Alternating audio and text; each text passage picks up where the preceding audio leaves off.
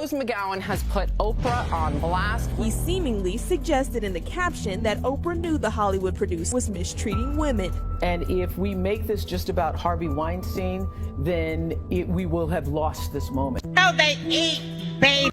That is not bullshit. They love the taste of human flesh and they drink human blood. So there's this secret rooms. They got secret rooms. Go on, tell me, how do I find the secret? So when you go in the secret rooms, because they hide it in loads of places, they tie string around and then they put it all around the body, but they're naked, and they got this tattoo on the private with like little piercings.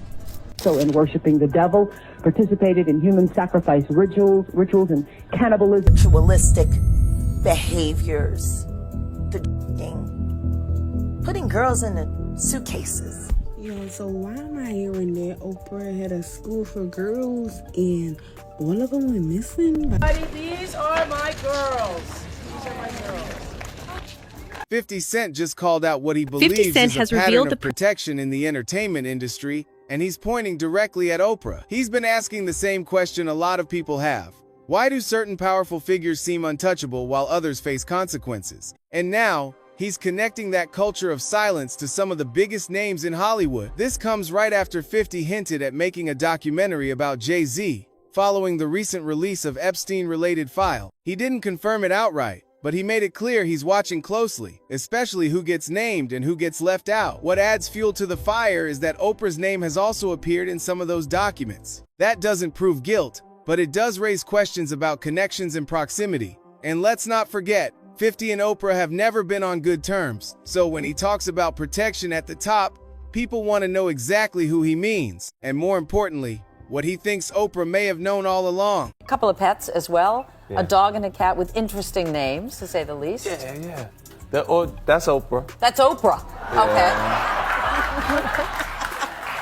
Named after the Oprah, and your cat's name is? And then Gail. Okay, Gail. Jay-Z is always the first name that comes up in these conversations. He and 50 have had tension for years. It's no secret. The recently unsealed Epstein files include Jay-Z's name in an FBI intake report from 2019. Essentially, it's a tip line entry. An anonymous person claimed they woke up in what they believed was Epstein's mansion back in 1996, alongside Jay-Z and Harvey Weinstein. For some people, seeing Jay-Z's name tied to Epstein isn't surprising. They look at his circle, people like Diddy. As you already know, 50 went hard on Diddy after his arrest. He didn't just crack jokes, he actually developed a full documentary that shows how serious 50 is about calling out what he sees as industry corruption. But even after Diddy's legal troubles, Jay-Z stayed completely silent. Given how close they were for years, that silence raised eyebrows. Then there are the older rumors. Some people have claimed for years that Jay-Z started dating Beyoncé when she was underage. There's also speculation about his past involvement with Foxy Brown when she was reportedly 16. These are unproven allegations that have circulated for a long time. They've been denied, but they never fully go away. There's also the mystery surrounding Kathy White, who some believe was carrying Jay-Z's child before her sudden death. And just last year, a lawsuit accused both Jay-Z and Diddy of sexually assaulting a 13-year-old girl. Both denied it. But when allegations pile up like this, perception shifts whether or not charges ever stick. Bombshell footage has surfaced from Africa, where Jay-Z has been accused of running child safaris for Jeffrey Epstein's VIP associates and the global elite.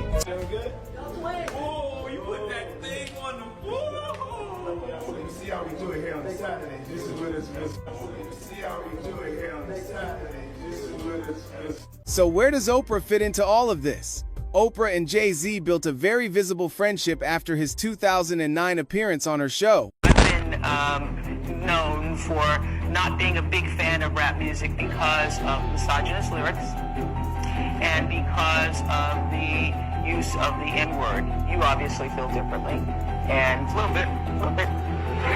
She praised him openly, called him charming, and even said he changed how she viewed hip-hop. So when 50 talks about protection at the top, people naturally look at relationships like this. And then there's Harvey Weinstein. Jay-Z and his company Roc Nation had business deals with the Weinstein Company. At the time, it was framed as powerful storytelling and meaningful content. But once Weinstein's sexual assault charges came out in 2017, people started reevaluating every connection. Jay-Z and Beyonce's home searched amidst recent allegations. Tonight, the Department of Justice releasing their final batch of files. And the millions of newly released Justice Department records connected to the late convicted senator Jeffrey Epstein. They include Epstein's messages with powerful men. You're the only one who never yelled at me, God, and I take it any time from you. I want to see him get it. In your thoughts on Donald Trump and what it means for what it means for mass incarceration. You know what? This is a labor of love from Jay, and as a result, he's my friend. We're here to talk about that and nothing else. Well, then, can I ask you about mass incarceration? And do you think the movement is? What did it say Jay-Z did? He was there in 1996. Come on, people. Here's something most people overlook. In October 2017, when Weinstein released a public statement responding to the accusations, he quoted what he claimed was a Jay-Z lyric from the album 444. He said, "I'm not the man I thought I was, and I better be that man for my children."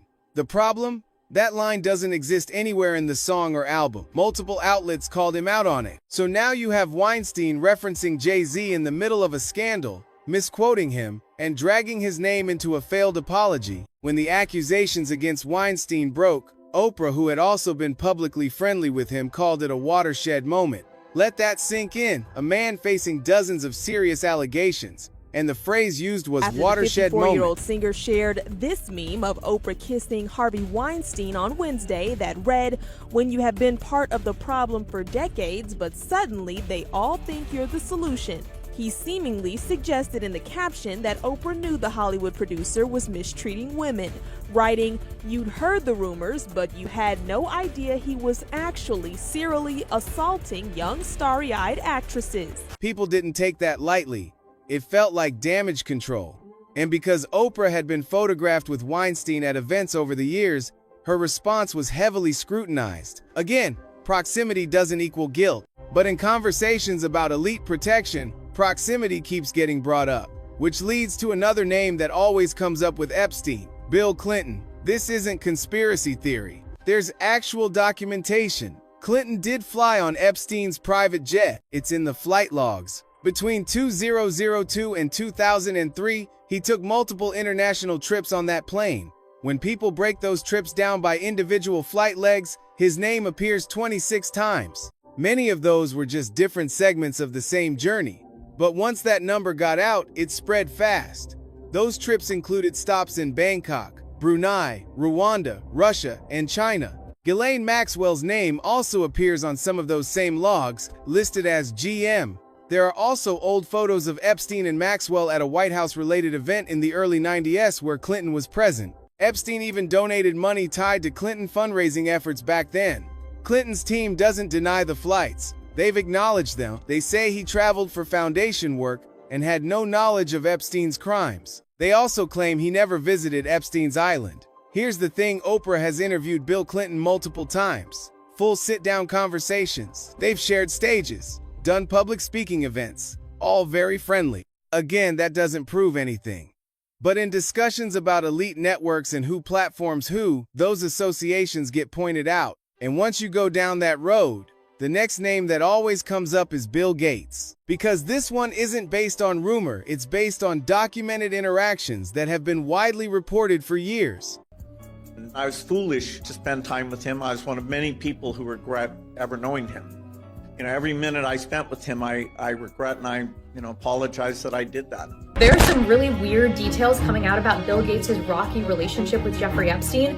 One day, Epstein is offering to get Bill Gates a Nobel Peace Prize through his connections, and then the next day, he's blackmailing Gates about his affair. Just to tie it back to Oprah real quick, she's interviewed Bill Gates before too. He's been featured in the mainstream big brain charity space she's known for promoting. So again, same pattern. Powerful people, same circles, same respectability machine. With Gates, the Epstein connection isn't speculation. Gates has admitted he met with Epstein multiple times between 2011 and 2014, including visits to Epstein's Manhattan townhouse. Gates's explanation has always been that it was about philanthropy, global health, fundraising ideas, meetings, dinners. He's maintained he never went to Epstein's island. The Gates Foundation has also addressed the connection after documents were released, denying any financial payments to Epstein.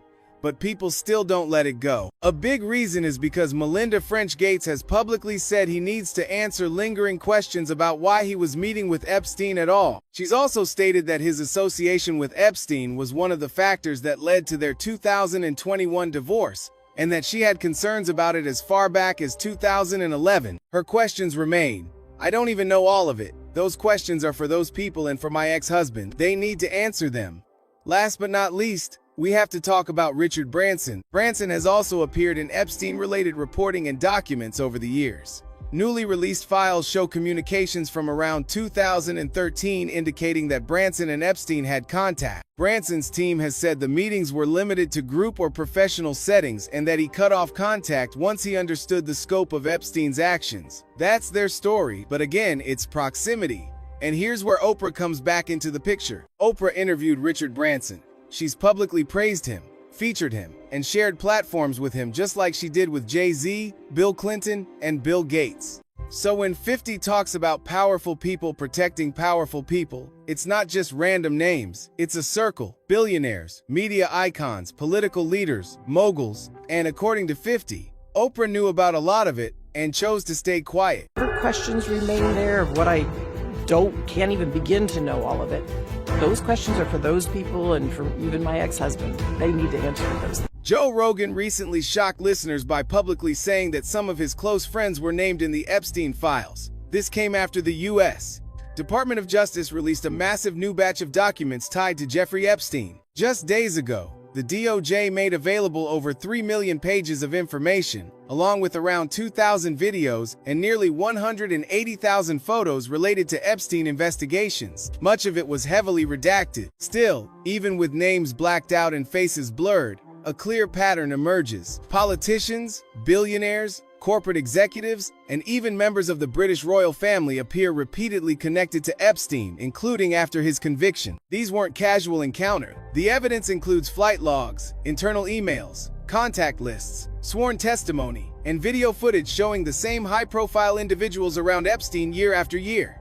I also met Jeffrey Epstein exactly one time. I regretted it from the second I stepped in the door. I had nightmares about it afterwards. So you're sitting down there having cocktails while Bill Clinton's getting a massage from some girl who's rubbing her tits against the back of his head, whether knowingly or unknowingly having sex with underage girls. Everybody wants to be. Maybe some guys, that was their thing. Sure. Does it seem like with Epstein, that was his thing? Yeah. What makes this even more disturbing is that Joe Rogan believes he heard warnings about Little Street James long before the public ever did. According to Rogan, Alex Jones had been telling him decades ago that something dark was happening on that island. Jones claimed the island wasn't just a luxury retreat for the elite, but a place where powerful people were being compromised through blackmail scenarios. At the time, Joe dismissed it as over-the-top and absurd. Looking back now, he says that reaction is what makes the whole thing so unsettling. Out of all the information that's getting disclosed, supposedly this administration, what do you have the least faith that we're going to come to Epstein, a conclusion? for sure. Epstein. And I think it's because of Israel. I think Really? that because I mean, when you really dig into Epstein, his entire network was Israel. It was clearly like Ehud Barak was the ex-prime minister and the ex-head of Israeli intelligence.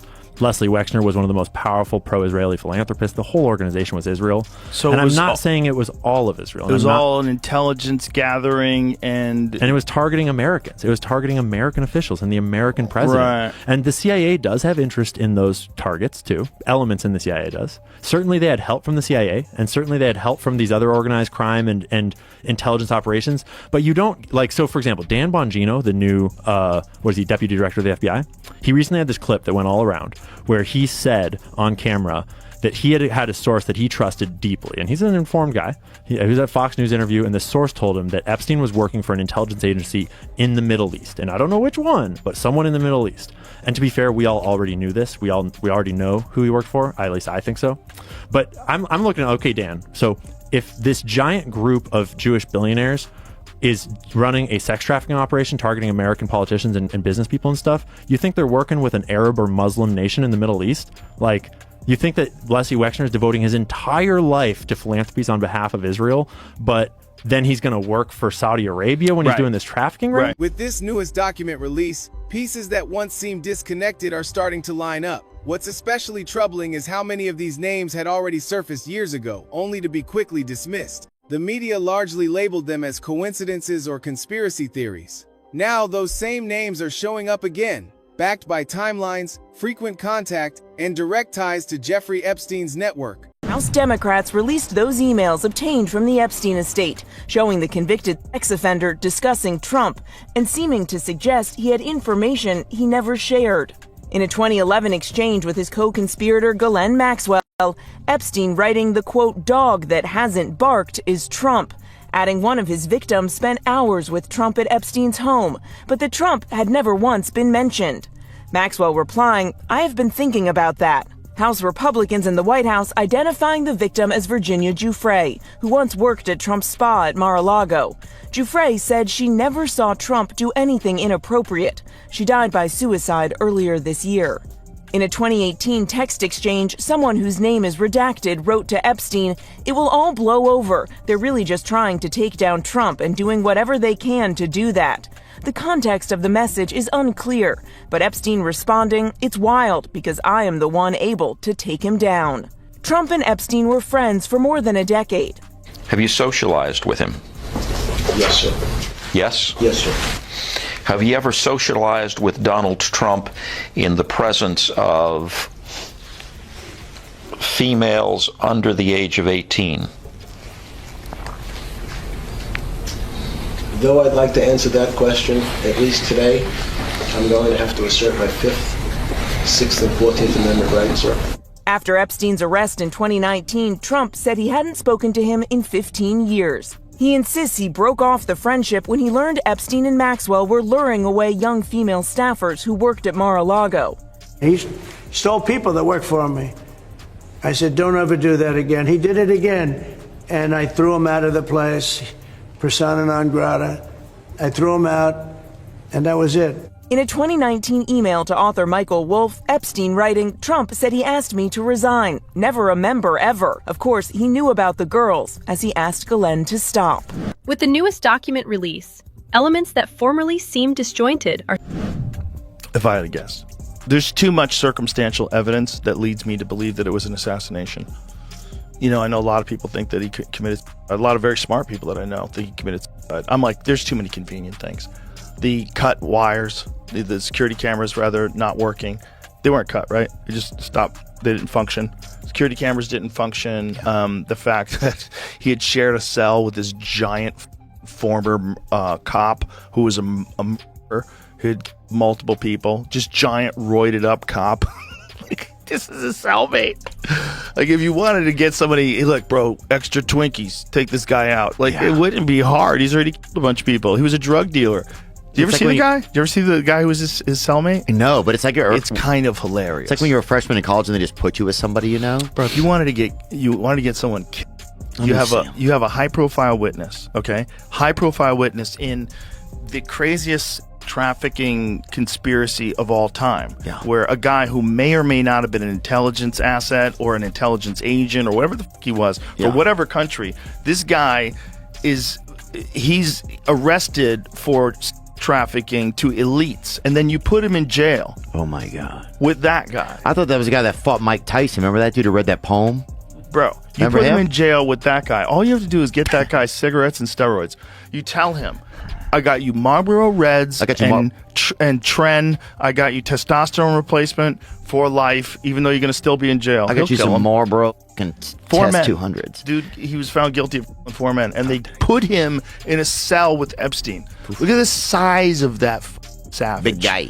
Giant muscle-bound, steroided up dude, and they put him in a cell with Epstein, and Epstein got strangled.